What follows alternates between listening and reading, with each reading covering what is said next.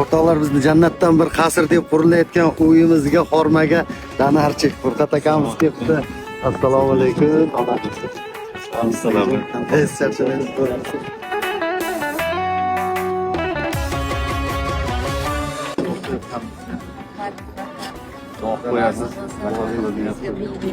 O Shuhrat aka, pullan keldi. Xavotir bo'lmang, bemalol. Ha, jo'natib yuboramiz mana bu xolasa. Rahmat sizga. Yaxshi bo'ldi, ancha bo'lib ketdi-da, ular ham ko'rib yoqdi. Hey odam bo'lib keldik. Odam Ana, bu usta akalarimizni qaranglar.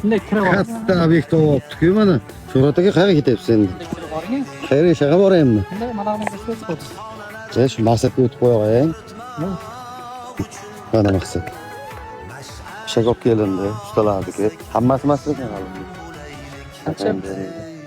Bu 2800 emas, 2 million 200 bu. 1,5 mana bu yerda 700. 2 million 200, 600 bu yerda qolyapti. Nariga travertin qilganlarga ham berdim-da. Kerak bo'lib qoldi. Mana shu ustakalarimizda duo qilib qo'yasizlar. Boriga ham shukur mana. Katta obyektlarni boshlayapti. Juda ham qo'li gulda. Mana qarang.